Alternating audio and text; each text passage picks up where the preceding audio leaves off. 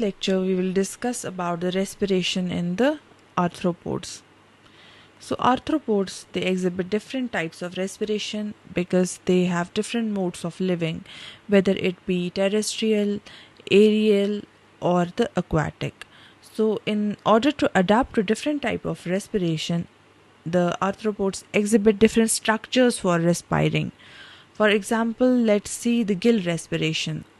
So, in case of the gill respiration, it's found in the aquatic arthropods. It's seen in the crustaceans like crabs, prawns, and shrimps. The organs are the gills, which are also called as a branchiae. These gills, these are thin, these are vascularized, these are filamentous structures. So, they will be something like this, and they will be in this manner. They will have a lamellae. These are the lamellae, and this is the central axis. So these form the gills. So these gills, they are vascularized. The oxygen dissolved in water, they diffuse into the hemolymph, and it happens via the gill surfaces. The ventilation is aided by limb movement or the scaphognathite, and it's in decapods. For example, Carinus, Palaemon, Daphnia. If you will see the structure of these gills, it's like this. There is this proper lamellated gill present in the prawn. These are also gills, but this one is called as a podobranch. This one is called as the arthrobranch. Then this is the fourth gill called as the lurobranch, and then there are further we have these gills. So these gill respiration are found in the aquatic arthropods. Then the tracheal respiration. The tracheal respiration, it takes place in the terrestrial insects like Myriapoda and also in some arachnids. It's seen in the insects like grasshoppers, centipedes, millipedes, and the organs here are trachea and tracheoles. The simple mechanism is that there is presence of spiracles on the body. If you will see, there are these are the spiracles. These spiracles are the openings of the trachea. These are the openings of the trachea. Here you will see that this spiracle is the opening of the trachea. It is spread across the body inside. This portion is called as the trachea. This is a tube-like structure. Then it has tenidia. This tenidia branches further into tracheoles. These tracheoles are attached to the muscles, and here the further this trachea, the contraction and relaxation of trachea, it happens through the muscles. So this trachea, the air enters through the external openings called as the spiracles. These trachea then branch into fine tracheoles with individual cells, and then this gas exchange occurs directly between the tracheoles and the body cells. This is special adaptation. These spiracles, they can open and close in order to conserve water, and there are also air sacs in some insects that help in the ventilation. These trachea are present in Locusta, Periplaneta, the cockroach, the Scolopendra. So this is the structure of the spiracle. This is a valve-like opening. There is a valve. This is tenidia that prevents the collapse of the trachea.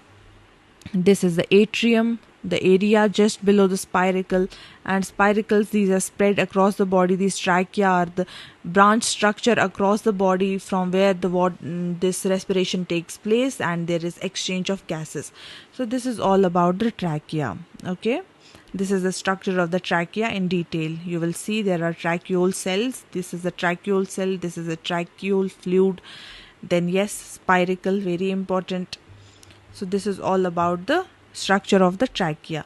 Then we have book lungs for respiration. It is present in the terrestrial arachnids. Arachnids means the spiders or scorpions. These book lungs, they are in the form of these stacked lamellae. You will see these are the stacked lamellae. The air flows through the spiracle. Here the air will flow through the spiracle and then enter into these lamellae, and these lamellae, they have a good supply of blood, and through the blood there will be exchange of gases through this lamellae. So the air will enter through a slit like spiracle into the chamber, and it's inside it's stacked lamellae like the book pages with hemolymph flowing through them, and then this oxygen, it diffuses from the air into the hemolymph across the lamellae. So the example are the Lactodectus and Palamneus. Then we have cutaneous respiration. The cutaneous respiration, these are found in the small or the larval aquatic arthropods. Okay, so there are these small early larval stages. The body surface, it is the integument.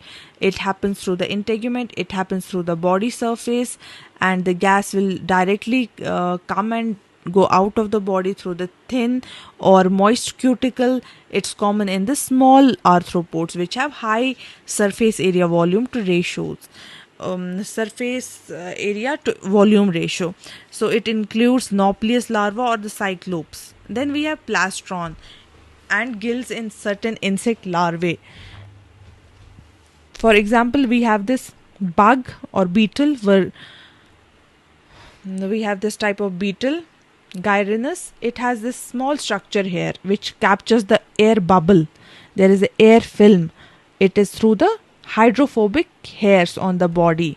For example, in the rifle beetle, there is this thin air film held by the hydrophobic hairs on the body. It is called as a plastron respiration. So this structure is a plastron.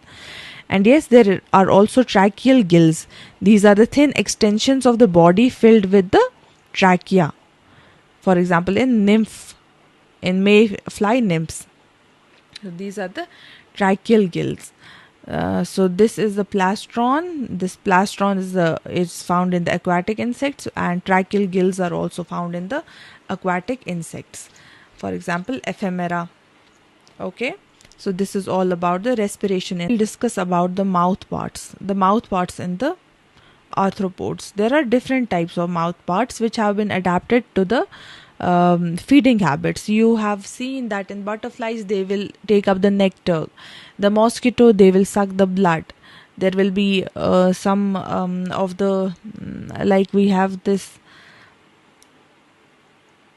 housefly. It has sponging mouth parts. So it depends upon the feeding habit. Let's start with the biting and chewing type. It is the one of the standard types of the mouth parts. It's found in the grasshopper, cockroach and beetles. The structures found are the labrum. Here you will see this is the labrum. Okay, this labrum, it is the upper lip. It is the upper lip and it covers the mouth from the front. Then we have mandibles. These two are the mandibles. You have to draw them in the exam. You can refer the diagrams from the book too. From the Mastering Zoology book, you can take the diagrams from there too. But here also I have explained it that there is a pair of mandibles. These are for cutting and crushing the food. Then we have maxillae. These maxillae, it help in the manipulation of the food. They bear these maxillary palps, and these are sensory in structure. These maxillary palps, these are sensory. Then we have labium. This labium, just like labrum, which is the upper lip, this labium acts as a lower lip. They also have a labial palps. They help in the aiding in food handling. They help in the food handling. Then we have hypopharynx. Hypopharynx is a tongue-like structure. It's just like this, and it's a tongue-like structure, and it helps to mix the food with saliva. And it's ideal for solid food and especially for leaves and plant materials. So this is found in cockroaches, grasshoppers, the chewing and biting mouth parts. Then we have piercing and sucking type.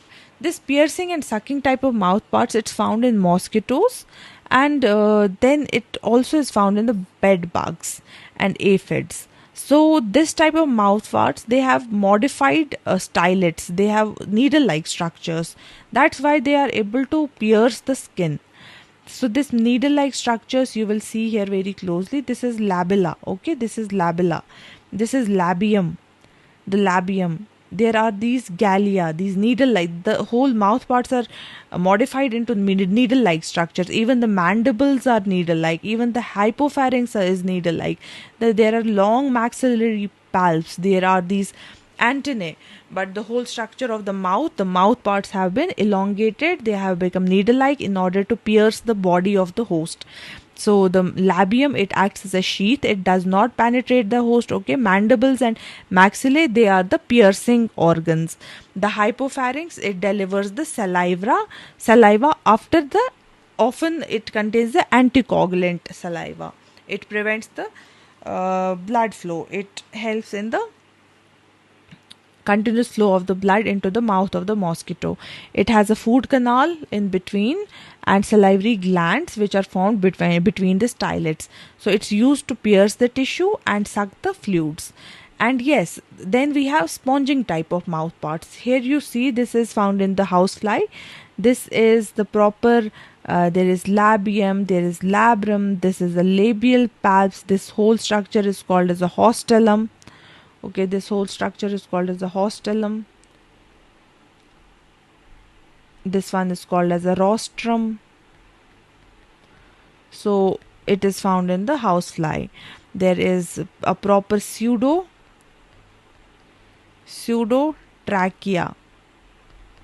So the labella, that is the anterior portion, it contains a pseudotrachea. So in houseflies, the mandibles and maxillae, they are absent or vestigial, and the labial, it forms a broad structure anteriorly, that is the labella. And this labella, it has a pseudotracheae.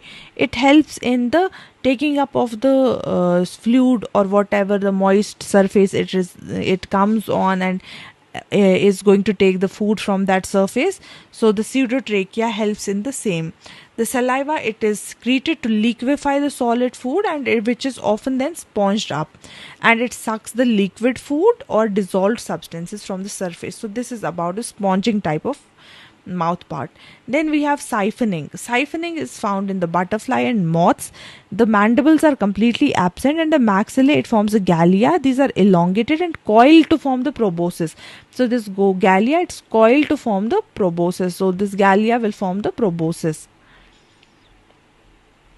These are the maxillary palps, these are the stipes, there is labrum, and these are the labial palps. But the proboscis, this gallia, it's elongated and it forms the proboscis.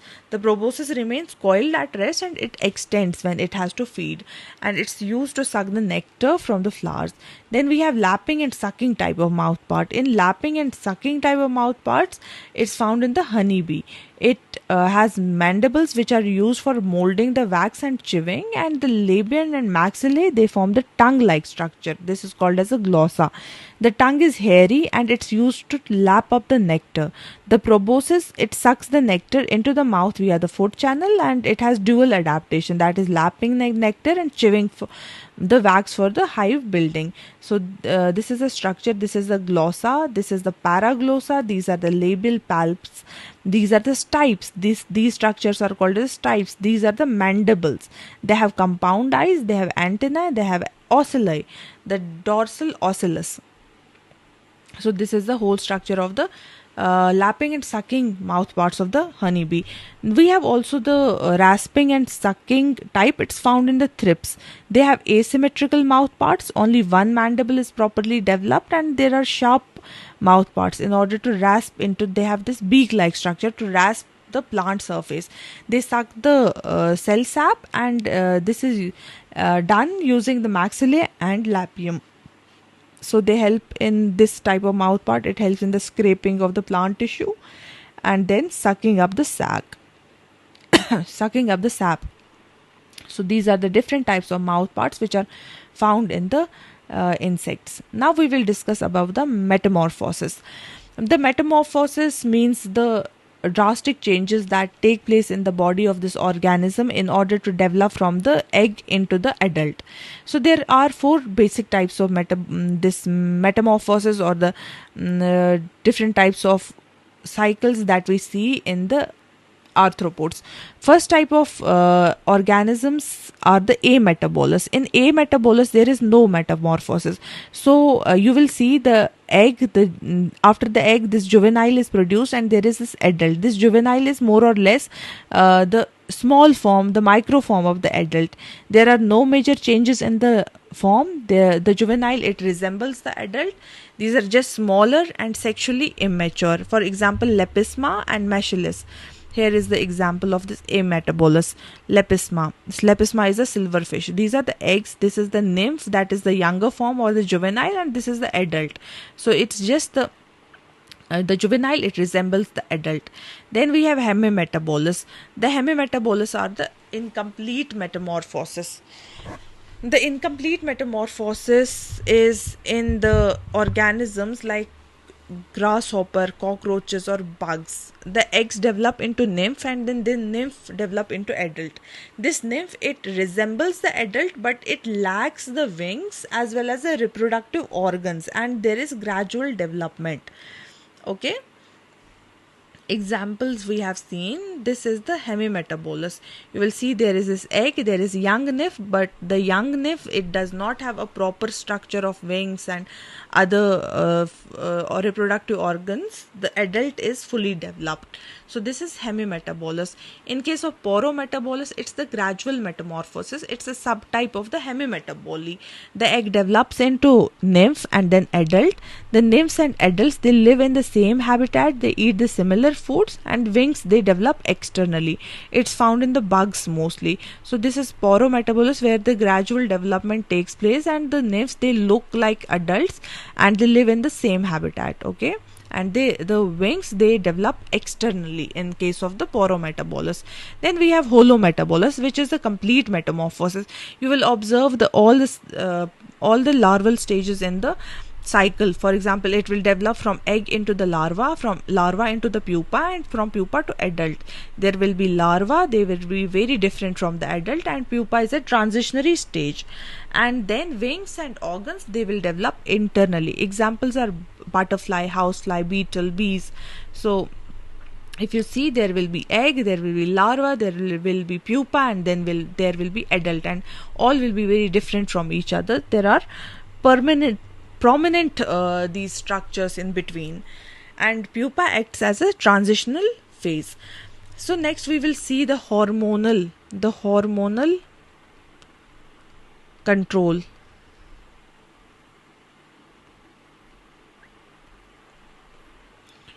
of metamorphosis.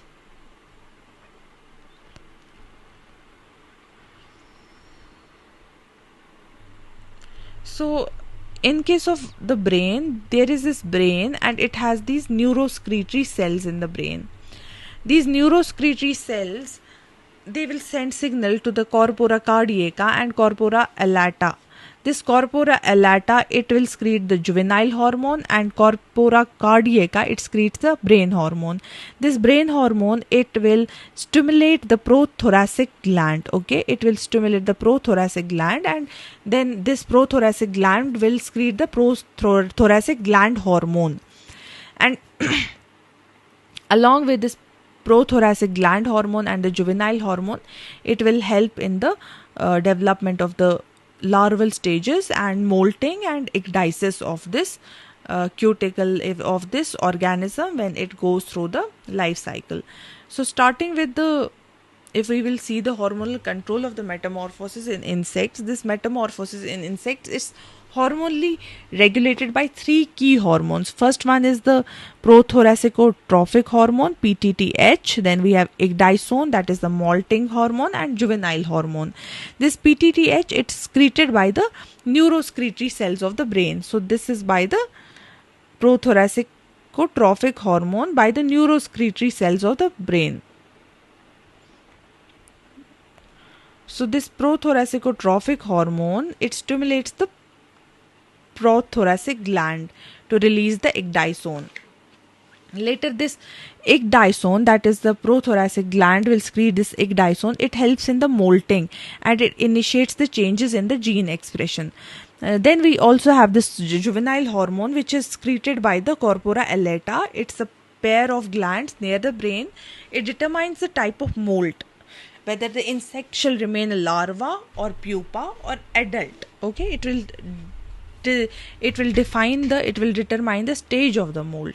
The combined action of the ecdysone and juvenile hormone, they determine the developmental outcomes. So the effect of the hormone levels on the molting type, you will see that the high juvenile hormone and ecdysone, when both of them are high, they will result in another larval stage. Another larva will be formed. If there is low juvenile hormone and there is high ecdysone, the pupal stage will be formed. The larva will form the pupa. Then if there will be absence of juvenile hormone and there will be ecdysone, the molt will result in the formation of the adult.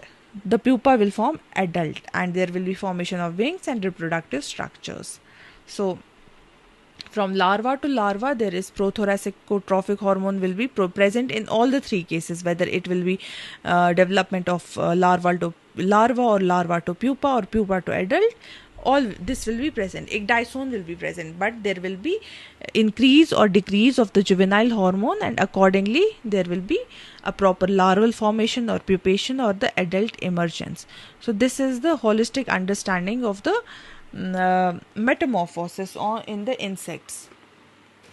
There are also other changes that take place in the body, certainly, whenever behavior of apis as well as the termites.